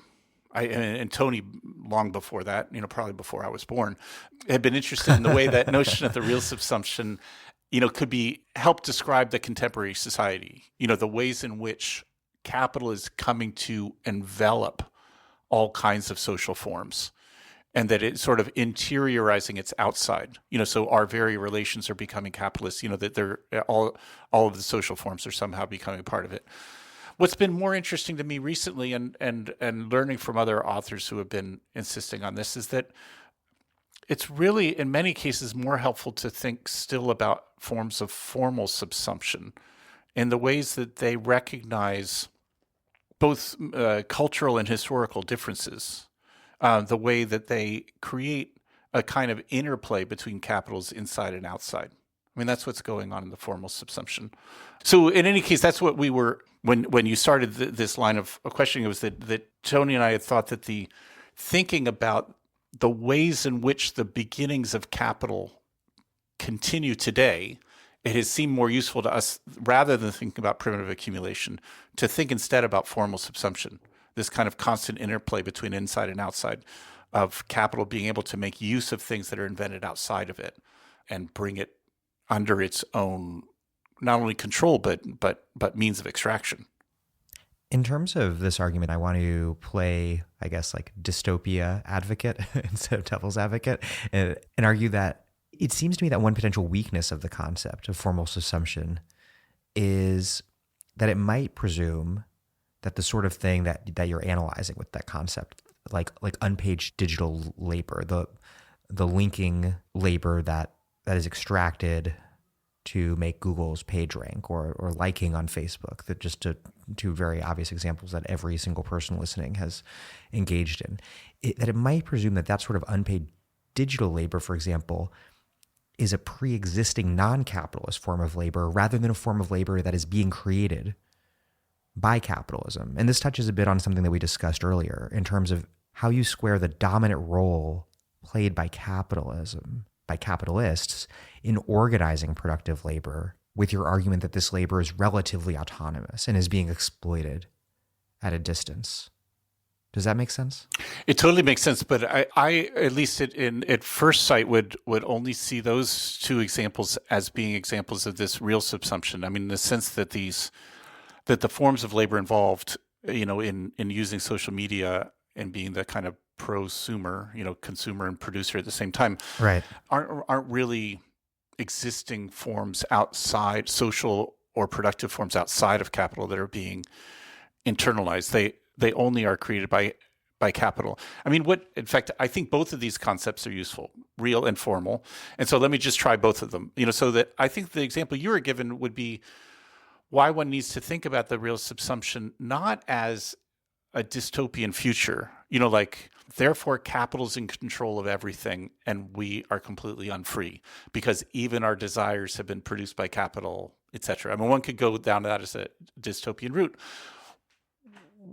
This is an argument that Tony and I have tried in a variety of ways for a long time, is to recognize that within capital, like without thinking about an outside, one has to recognize and construct these spaces or margins of freedom. Like that, it's really from inside that alternatives can arise. It's not required to have a standpoint outside. Yeah, for instance, this is the simple Marx example. I think it's useful, where when Marx is thinking about the overthrow of capital, he's not thinking about social populations that either pre-existed it or have the standpoint outside it, stuff like that. No, it's in fact the social figure that was created by capital did not exist previously. The proletariat doesn't have a previous existence. It's the invention of capital. That's where the most internal point is, the one that has the most leverage, and that can create an alternative. That it isn't just a repeat of the same. I mean, I like this kind of thinking, and we see it we have all kinds of cultural examples of this, sci-fi movies, etc., where it seems that capital has so saturated the entire social field that one can't think outside it. But it's exactly like the Matrix. like the Matrix, the Matrix would be a great example. I would think that any number of other, the Aliens series or any number of other ones where it seems as if the corporation controls all, and even controls our very own desires. But this is almost a cliche in those kinds of movies now. Even there can be born from within it, or that would be the most powerful point. And partly by the kind of logic you were using earlier, that capital has to, for its own development, provide the tools of thinking differently and acting differently. And this is just to switch like theoretical frameworks briefly. You draw a lot on Foucault, and in Foucauldian terms, there can not be absolutely totalizing form of power, because power is definitionally the exercise of power on another power. Exactly. I mean, and you're right. I mean, Foucault loves setting up. He's deeply working with this problematic, because he will say, for instance, thinking about the prison, that the very figure we're invited to liberate was already created by the carceral system itself. So that it can seem like a completely internal and dystopian, that the delinquent or the inmate is already a subject that is so formed by the surveillance and carceral mechanisms themselves. And yet, and that's where he has to do, the next step. And yet, like you're saying, yeah, it's not only that there's always a margin of freedom, or that power is always a relation of force, that's always two-sided that way. Like the way Tony and I try to pursue this is a slogan, maybe it runs throughout. It takes a bunch of different forms in the way we're working through these things, is that resistance is not only not a reaction to power, resistance is actually prior to power. Like that's what, and I would argue that's true in Foucault. And that's also, you also make that argument as a historical argument, not just as a philosophical one, yeah. A theoretical point. Like you argue, for example, that the rise of, alongside people like Melinda Cooper, that the rise of neoliberalism and financialized capitalism was a reaction to resistance movements of the 1960s. Exactly. Right. That's an excellent historical thing. And I think it helps in theorizing neoliberalism to see it as a response, as a reaction, as a counter-revolution. And why is that? Because there are kind of arguments, including, by thinkers that I find really interesting and compelling in many ways, but I do part with them here, who argue that sort of like the new social movements paved the way for the rise of neoliberalism by playing a role in breaking down the New Deal order. But you all and Melinda Cooper and others argue that that's precisely backwards. Right. I mean, I would say I would even back up one time for that argument. I mean, that the New I would periodize it this way. I mean, I hope going back doesn't confuse the matter, but that the New Deal order was already a response to the threat of the Soviet Revolution, of its spread, of the CIO and organizing in the U.S. So that the New Deal was a kind of compromise response. It was, let's call it a liberal counter-revolution that created mechanisms of containment and management. That then a response against that then provides the means, as you're saying, for the a revolution in that context, in the context of the not only of the welfare states and variety of the dominant countries, but also a so-called liberal international order guaranteed by U.S. might. That a revolution against that then meets a new counter-revolution in the 1970s, and so that the neoliberal counter-revolution is a further instance of that. I mean, I know that this is talking on a pretty wide historical scale, but let me come back to the, so I know that, Tony and I, partly because of the Italian context that, we're both thinking about, the slogan for us, it comes from a book from Italian Marxist Mario Tronti written in the 1960s. And Tronti's notion here is that the way he formulated is that workers' struggle precede and prefigure the developments of capital. This is operaismo, if I'm pronouncing it correctly. It is operaismo, yes. Operaismo, which, translated as workerism, which could be, and what is meant by that is that, I mean, a little bit, part of that slogan might be when Marx says things like, where there are strikes, machines will follow, that in some ways the rebellion of the working class forces capital to develop. And that's what, I think that maybe it intuitively makes sense to you or to listeners when thinking about this in the relationship between labor and capital, like that capital, that strikes, I mean, this is one instance of it, that strikes can lead to certain forms of mechanization as a response, as a retaliation, but as a response of containment, etc. So in some ways, I would say thinking about that at a much larger scale, but the similar kind of principle, either, both works with this notion about revolutionary forces and the counter-revolutions of neoliberalism, for instance, but it's the exact same logic in which Tony and I have been trying to think the questions about capitalist globalization, that it's really internationalisms that preceded revolutionary internationalisms are what capitalist globalization has been a response to, not the other way around. And so when one thinks about, one has to trace the various forms of internationalisms, proletarian internationalisms, feminist internationalisms, third world anti-colonial and anti-racist internationalisms, that those are the real, the motor of the processes of globalization, that the present forms of capitalist globalization are really an effort to contain, a counter-revolution against. It really makes sense to me generally, but one example that comes to mind that might complicate it is a foundational one, which is if colonialism creates the world system, if there's no kind of total world system prior to colonialism, can we theorize? I guess colonialism would have to be theorized as a reaction to something that's not on a that's on not something else that's like domestic or on a European scale. On the or European scale, right. exactly. Yeah. Right. You're absolutely right about that. And I don't think that that's what I would count that, or at least my initial instinct is to count that to limit to the way we're posing that question of globalization. But it's useful. This perspective is useful, I think. It's not absolute. It's in some ways compensatory, I would say.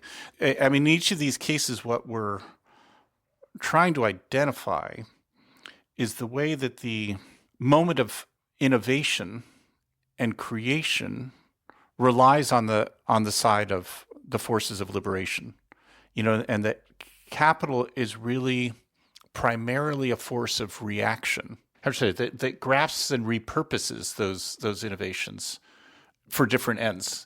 I mean, part of the idea being, here's the encouragement part of it, which is that, since we've done it before, we can do it again. Part of it is recognizing that we're not victims in this history, but in fact, in some sense, the protagonists that retain that power to do it once more. Like identifying historically the locus of power that can be re-dynamized. Does that make sense? It's almost as a theoretical principle. Yeah, no, definitely. I want to shift gears and talk about property, which is understandably key to your analysis of contemporary capitalism. Locke was an early, maybe the first theorist of private property. I'm not sure, but very early. And he argued that what was common becomes private when a person mixes their labor with nature, a framework that has been important ever since to legitimating not only property rights, but also settler colonialism from North America to Israel. And I believe that Locke wrote the Constitution for the Carolinas, if I remember correctly. And Locke had the Americas in mind often when he was talking about, Locke had a colonial framework in mind already. You're right, with those formulations. But Marx noted the irony that not so long after Locke, that capitalist property very fundamentally violated Locke's principle, because under capitalism, property is not accorded to the producer. Locke is sort of a producerist, and under capitalism, property is accorded to the owner of the means of production. And you write, quote, "The fact that production in contemporary capitalist society is ever more cooperative and socialized strains to the breaking point the link between individual labor and private property promoted by capitalist ideology." Explain Locke's theory, the contradiction that Marx identified, and then how you see that contradiction intensifying or even changing in quality today. Yeah, the reason I think it's useful to talk about Locke in this is I do think that remains the fundamental idea there that the right to property derives from labor is something that has remained a core ideological piece. That we believe that almost instinctively. That's part of the cultural narrative. If you built something, it should be yours. Like if you built something and someone else took it away, that just seems unjust. Well, remember when Obama said, "You didn't build that," and that became this Tea Party rallying point. Right. Well, but I think that it does. I mean, that's a good example, though, even though about how much it still plays, or even think about patent law. I mean, what one has to do to get a patent is to demonstrate that it's not something you found; it's something that you in some way produced. I mean, you can't get a patent otherwise. So there's some ways that this. I would say that there are a lot of ways that assumption about the relationship between labor and property right continue. You're absolutely right that this is Marx loved that kind of thing, saying things like, well, we don't have to struggle to go against the rights of property because capital's already done that, because it's already made it so that people don't own what they make. It's almost structurally impossible in a capitalist society to try to insist on that. The next step that you were posing just seems like I mean, it's a healthy exercise. It's not going to win us any battles, but just to say, well, if you were to try today to link property rights to acts of production, it would have to extend so generally that in essence the entire society would have to own the products that are produced, because no single person produces anything. I don't know, you think about, even thinking about intellectual property just seems absurd when you, at a certain point when you think about it, because nobody has an idea alone.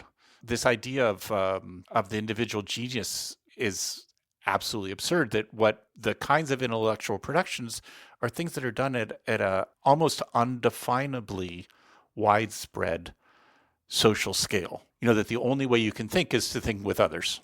Yeah, I mean, as someone who makes their living producing intellectual property of a sort, it's like painfully obvious to, in the case of this podcast, where everything is just fundamentally about things that I'm reading written by other people, which are in turn obviously drawing on just like an infinite number of other texts and thinkers that I'm then processing in conversation with other people. Right. And you're right. That seems totally, I mean, that's a great example. And I think it's a very similar thing for pharmaceutical production and for other sorts of scientific productions, that the network required of producing this, this is when, we have liked, or a number of us have liked, Marx's notion of general intellect, which is essentially saying that there's such a widespread accumulation of not only knowledges but intellectual capacities that are essentially social in nature. So the exercise you were just doing, which seems great to me, starting from Locke, then you say, well, okay, let's pursue that. Let's take that seriously. What would it look like today? It would then, if you pursue it to its end, it would mean that there's no way to think about property except at the widest social scale. That would be the only just way of assigning the relationship between productive acts or productive capacities, or really productive circuits, really, and the results of it. And so it would look something completely different. Maybe it wouldn't be property anymore. But the nice thing of that reasoning is you're sort of exploding from the inside, that assumptions about the justness of private property, and by pursuing its own logic, making it into something, or recognizing would have to be something completely different. That's one way of going about this argument about, really an argument about the common. What we're trying to argue for is that really the only even possible and rational way for social production to continue is on the basis of the common, the basis that goes outside of the relations of property. Yeah, that brings me to my next question, where in terms of within the logic of the theory, I definitely follow the argument not just of abolishing private property, which of course all anti-capitalists want to do, but also making the commons into a form of non-property and abolishing property full stop. But I'm not sure I agree with it fully in practice. And here's my question. You critique Eleanor because you want to keep your own toothbrush. I'm definitely not sharing my toothbrush. Yeah. No. I'm not going either.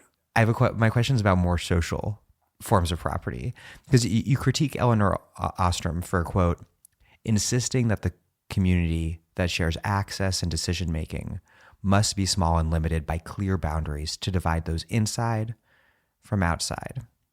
And what that makes me wonder is whether ownership can be abolished, even if private ownership is done away with, which of course it should be. Could it be more useful, perhaps, to think about changing how ownership operates, to maximize social ownership and make the boundaries between communities more fluid? I'm thinking, for example, of indigenous notions of territoriality, which are radically less rigid and exclusionary than capitalist private property, but they don't abolish this inside-outside distinction entirely. Or to give a different example, social housing, where residents might exercise democratic control over the entirety of a given development, and then more autonomous control over their own unit within that development. But if I don't live there in that housing development, I don't have much of a say at all because I'm not a member of that community. What's your take? I mean, I like that way of thinking. And in the, we tried in Assembly to work through the legal theory arguments about this. And I think especially the social housing example goes along with a progressive current in partly coming from critical legal studies. I mean, I was thinking about Duncan Kennedy makes arguments very similar to what you were just saying about the social housing project. I certainly wouldn't argue against the two ways you were just thinking about that in any principled way. It does, though, maybe it's helpful for me to start back at the most basic level. The Eleanor Ostrom argument that you were starting with about the limits of the community, really at play here is a question about the possibilities of democracy and scale. That's an argument that's had long fortunes, I guess I would say. That on the one side are those, progressive left, revolutionary left, both of these sides I'm talking about, that would argue that democracy is only possible on the small scale. It's only possible even in the face-to-face or within the limits of community. And then there's another side of this that wants to think about the possibilities of democracy in expansive or unlimited, not universal, but unlimited contexts. I mean, I think that's what's at stake. I guess I'm bringing this up. I'm not offering a solution here. I'm just trying to point out the. It's an important piece of context, and I guess you make an argument against the term sovereignty, so maybe pretend I'm using a synonym for it that's has less baggage, but sort of like nested sovereignties that could be less exclusionary, but operating simultaneously on multiple scales. That seems like certainly super interesting to pursue. It makes me, as we're talking, it's also becoming clear to me that I should return to one aspect of the notion of the common, and even this argument about it against property that we have, which is that I would put it this way: at base, someone in the first year of law school is going to tell me it's a little more complicated than this. But at base, property involves limited access and a monopoly of decision making. And so correspondingly, the common involves not only open access, there has to be, of course, decision, but also just democratic decision making. Like that, this is something I think that's very important about Ostrom's argument, is she makes clear that the common's not about some sort of merely open access. Also requires a kind of management, or if you don't like management, I think about it as in terms of decision making. So that's partly where the examples you were talking about are grounded. When one is going to either invent new forms of property or invent forms of non-property, there are two important items. Like you were both talking about access. It's not only that the community involved those who live in the housing, but one could also have kind of porous borders. So managing access. But the other thing, and maybe more crucial thing, is about decision making. Who gets to decide? And that's what you're working with too. So and why do I get to decide over a housing project that I don't live in? Is like my kind of. It could be certainly that. Right. That could certainly be that would be part of the argument for the limited sphere of that decision making. There are various scales on which that could take place. One of the things I've sometimes thought it's helpful to conduct this argument about the common in terms of the new municipalist movements. Like the government in Barcelona, various different municipalist movements, and so because partly what's at stake there is transforming the sphere of decision making. But it's not. This is where it goes along with your example. It's not saying that everyone should decide what happens in Barcelona. It's not that someone living in Quito should decide what happens in Barcelona. It's that rather than either private property deciding or public property deciding, meaning state management, there should be some democratic mechanism here within the limits of the city that do. I guess I'm.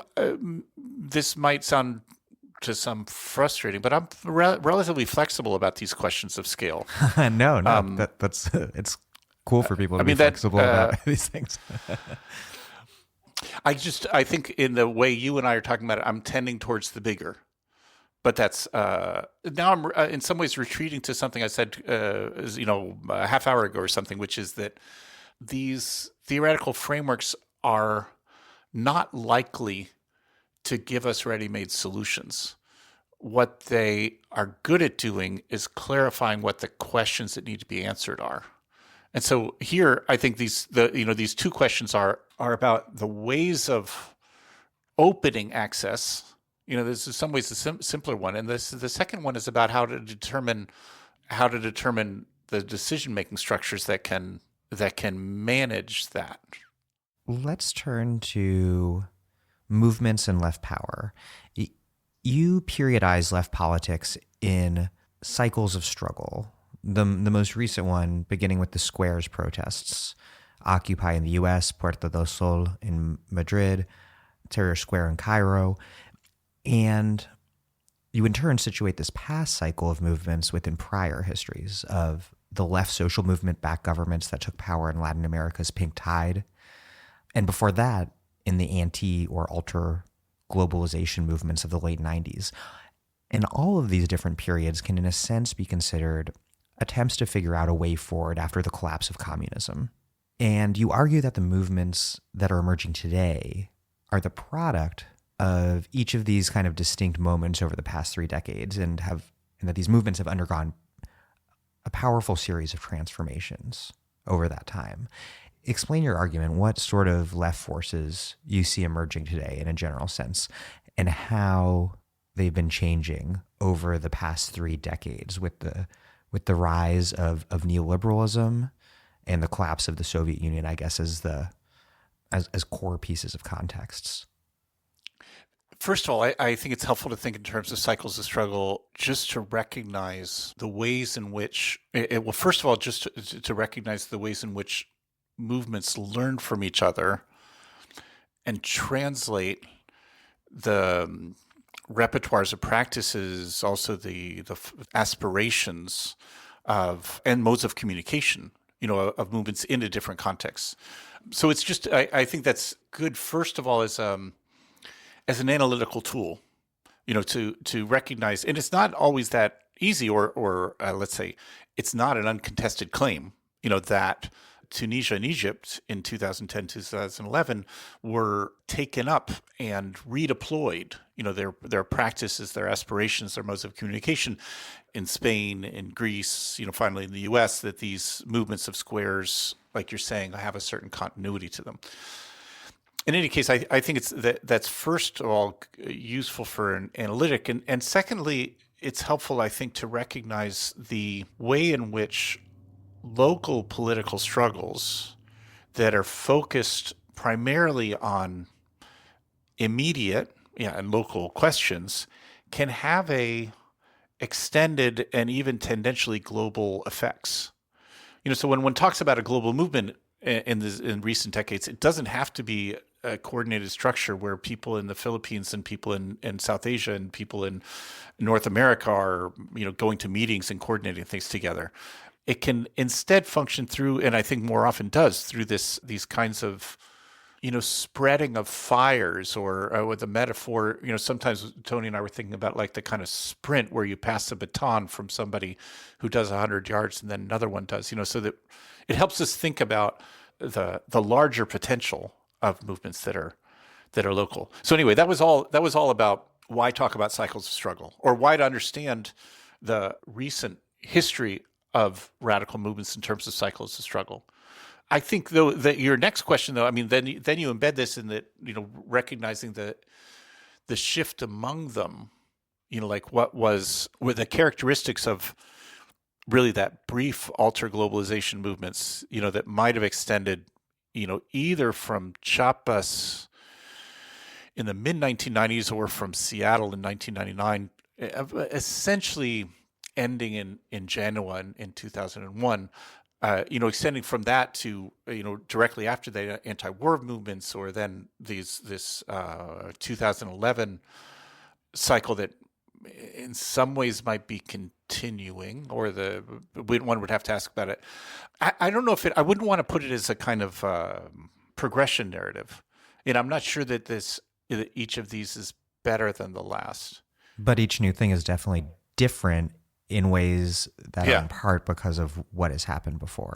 That's good. Yes, exactly. That's definitely true. I mean, I do think in 2011, I was very much focused on how these were different from the alter globalization struggles, both for the good and for the bad. I mean, for the good, of course, a lot of the problem with these alter globalization struggles back in 2000, let's say, were, there was a lot of criticism from within the movement itself of the kind of summit hopping, of movement. They were very event-centric. The global elites are meeting. We're going to fight the cops to try to stop them from meeting. Exactly. Or to call attention to it. And so there was a kind of nomadism about it that seemed to make it difficult to focus on the most local issues. And so in contrast to the nomadism of that moment, say of 2000, 2011 was incredibly sedentary. And like, not only they weren't nomadic, they refused to move. The construction of the camp itself was and which facilitated, with all the working groups, think about it, the various working groups in Spain in 2011, or in the various occupies, all had working groups and working about specific local issues, about evictions, about sexual violence, about all the different ones, which seemed, like you're saying, it could be certainly interpreted as a reaction or as a correction, something like that. I do think, though, I mean, this is something that I've been thinking more and more about recently, is that there were some ways in which that alter globalization movement was really quite remarkable and important. And I would say this for precisely, like you were saying, exactly the thing that was criticized, this moving from one summit meeting to another, I think had an extraordinarily important analytical capability. So the people involved in these protests then, they of course knew that the U.S., that the U.S. military, that Wall Street, that the White House was a factor in all of the various ills of capitalist globalization. But they also knew it wasn't just that. So they weren't protesting every day in front of the White House. What they were doing is they were kind of conducting a thought experiment, a collective investigation, kind of co-research, to identify the nodes of a new global power structure. So one week they were, with the G8 meeting, another week with the WTO, another week with the Free Trade Organization, World Bank, and the IMF. So they were each time illuminating a node of this new emerging network. I think that was an importantly important theoretical operation. I certainly learned a lot through it. That was like precisely the moment that I was becoming politically conscious as a teenager. I mean, one of the things that's it's an useful example for me is that the kind of division that I wouldn't say that activists assume this, but from the outside one assumes, which is that, activists act and intellectuals think. It's a clear demonstration that's not what goes on, and that the kind of theory that goes on, that the kind of theorizing that goes on together in movements is in many ways working with the same problems and in some ways superior to the kind of theorizing that goes on in libraries. I mean, I like working in libraries and everything, don't get me wrong, but it's to be able to demonstrate the kinds of theoretical advances like that, that it seems like the two of us recognized that at that time, it's really something extraordinary. And at least it seems an important principle to me that's demonstrated by that. You look to movements as not ready-made models for governance, but as things that might teach us something about how the left should govern and do politics. And you argue that representation is always false to its promise because there's always too much distance between the represented and the representative. And you point to movements like Occupy as an example of a more kind of imminent democratic governance. But I wonder if the imminent form of governance that you call for isn't always similarly illusory, if for kind of opposite reasons, maybe. In Occupy, for example, the General Assembly, which was very much celebrated at the time as a site of pure direct democracy, was often a bit of a charade because it was so cumbersome that a lot of decision-making ended up getting made in unaccountable ways behind the scenes by small groups of leaders because there was no structure in place to make decisions accountably. This is something I discussed with Jonathan Matthew Smucker, who wrote this book, Hegemony How To, and who was one of these invisible leaders of Occupy Wall Street in New York. The way Tony and I try to approach this is to say that what seems to get thrown up here is a false question. It seems to be that we're given two choices, either an absolute horizontalism, which will be ephemeral and relatively ineffective, or the return to some sorts of centralized leadership structures, traditional ones, which would be imagined to be effective and long-lasting. I actually think that latter assumption is not true, but I also think that those aren't our only two choices. I mean, that's what Tony and I mean by this false problem. And so we tried, like one way, just a framework in thinking about it that we tried with this was to pose this in terms of what we need to think about is an inversion of strategy and tactics. And what we mean by it is this, that the traditional assumption is that leadership is the only capable actor to be author of strategy, to see far, to plan the long term, to think coherently about the whole. And instead, tactics can be done by the base, sometimes thought of in a syndicalist, in a union structure, or by the multitude would be capable of strategy, thinking locally, short term, etc. What we think is we need to invert that structure. So it's not that there needs to be an abolition of all leadership structures, but that leadership should only be tactical, meaning that it should be for specific purposes and on a short-term basis. But instead, and that seems to me, actually you can think of all kinds of instances where leadership is deployed tactically, and that seems to make sense. When certain kinds of expertise are required, when speed of decision-making is required. I mean, here's the stupidest, most banal example. In every demonstration, you need some group who's going to see where are the police, when are they starting to arrest people, what did it do, which street to turn down. That would be the smallest example. But think of other instances where you need expertise or quick decision making, something like that. The more difficult part of the equation is the other side. How is it that the multitude, that in a democratic way, you can put that another way, this is sort of what I mean by that same sentence, how is it that the multitude can be capable of strategy? How is it that the large guiding decisions could be done at a democratic scale? That's really what we mean by that strategy should be the task of the multitude. That, of course, and like going along with the different works that you were just citing, I mean, of course that involves structure. Of course that involves organization. But it's the task posed is creating democratic mechanisms for deciding the things that really matter. I don't know. That's another way of, if the strategy and tactics sounds too military to you or doesn't make sense, say that, there can be punctual decisions but that can be done undemocratically and that have to be done undemocratically sometimes in practical circumstances. But the large-scale decisions, or the things that really matter, need to be done, at a different level, and that's what we need to invent modes of organization for. I'm skeptical of imminence, is I guess like that concept. That's good. If it were only, so by imminence here, we're referring to horizontality, like that everyone has an equal share in decision-making structures. At least this makes a difference to me. It might not still satisfy your skeptical instinct here, which is that it's not a refusal of leadership as such. It's rather its limitation. And I do agree with the argument of inverting the strategy tactics. I'm totally on board for that.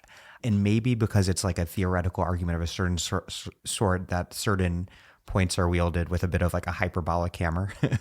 but I guess the notion of abolishing mediation, i.e. representation, i.e. imminence, to me, I see what you mean. The risk there is that by pretending that the mediation doesn't exist, which it does and always will, that less accountable forms of representation will take root, which is, I think, precisely what happened in Occupy. Right. I was thinking how in Occupy circulated so much that old essay by Joe Freeman about the tyranny of structurelessness. Right. Which, and rightly so, I guess what I would not want to equate democracy with lack of organization or even lack of institution. Mm-hmm. Like, so that I'm agreeing that structure, well, really organization. I mean, that's another argument. Tony and I tried to conduct this in terms of institution, this argument in that book in Assembly, the construction of new forms of institution or thinking institution differently. But these are, I'm not sure if we're talking past each other on this part or not, that to say institution or to say structure or to say organization doesn't, that it is possible that is to construct democratic forms of organization, which don't merely have either explicit or implicit forms of centralization. But this is the old argument that, even in Joe Freeman's essay from Second Wave Feminist Movement is arguing this too, that what one needs is explicit structures in order to guard against this tyranny of the clique, of the small group that decides in the absence of any structures. So I guess, this is, I'm not saying, I don't mean to minimize the either audacity or utopianism of it, but what Tony and I are really arguing for is that democratic organization is possible. Like that it's not either we have explicit centralized leadership or there's going to be some hidden centralized decision making, but that in fact it's possible to construct democratic organization. You draw on Judith Butler to argue, quote, "Precarity and the common are key terms for recognizing the poverty and potential of the multitude in the age of neoliberalism." And I agree that we need to look at the actual conditions of capitalism to identify points of contradiction as potential points of liberation. And I also think there's something very true about Butler's argument in terms of, in the US case, for example, how Bernie Sanders has galvanized people around their shared status as medical and student debtors to demand the abolition of student debt and free single-payer healthcare. I think that maps on pretty well to the argument that Butler makes and that you're drawing from. But I also wonder whether Butler's argument isn't also an overcorrection in the sense that there's still incredible power, not just in vulnerability, but in terms of how we conventionally understand worker power vis-a-vis capital, including the power of logistics workers, people laboring in Amazon warehouses or driving trucks, who collectively have the potential for incredible power to confront capital at strategic nodes. Or to use a pretty different example, just so it doesn't seem like I'm being super conventional or old-fashioned here, teachers, workers who are uniquely well situated to unite social and economic struggles. But it's not necessarily in the sense of vulnerability that Butler's talking about, or maybe I'm wrong. In other words, I guess my question is to close out, where do you see the critical contradictions and points where the left is and should be building power? I think the first point and the first important point of these kinds of arguments is to recognize that people are victims, but their victimhood is not what's important. They're also source and have already the means to challenge and overthrow the existing system. That they already have power. So that focusing on their victimhood is not what, even the point of recognizing precarity. And so that's what I love about that aspect of Judith Butler's argument, is to recognize that when she says the vulnerability, it's because that's the space from which interdependence becomes clear and feasible. So it's not that the vulnerability is a kind of power bid because it recognizes our common victimhood. It instead is a means for recognizing the power we have. Like, that's what I would say. I mean, I'm all for conventional forms of strike, stoppage at the point of production in a variety of ways, like you're suggesting. I think that's true and is super powerful. But that shouldn't exclude, this is the only thing I would add, it shouldn't exclude those who are not, the power of revolt of those who are not there. Like, so here's the 1960s or 70s version of this. That Piven and Cloward were trying to argue. I was remembering when they were talking about poor people's movements, they were trying to argue that you don't have to be a worker in a factory to be able to stop things. Like, that everybody has the power to stop the city. You can riot. You can stop. They point to the welfare rights movement. Certainly, the welfare rights movement is the next example of that. And sort of like you're saying. And I think here's my stupid way of saying it, is a kind of like equal opportunity of revolution. Like, it's not like just that one population has the power to do it. Like, we all do. And that part of what these arguments are good for, I think, is to highlight that fact. And what's required, I think, is some sort of a concert or a mosaic or a way of in all their differences, finding ways of these different forms of revolt, that retain their specificity, are able to, together in a kind of concerted way, like I say, forming a mosaic or constellation, I'm not sure exactly what the right metaphor is, can function together. So anyway, at least that's the way I would try to, deploy these arguments, is to extend the terrain of struggle and put it together. I mean, in some ways, that's exactly what Tony and I mean by the concept of multitude, to recognize in this multiplicity the possibility of acting together politically. Well, Michael Hardt, thank you very much. Thank you.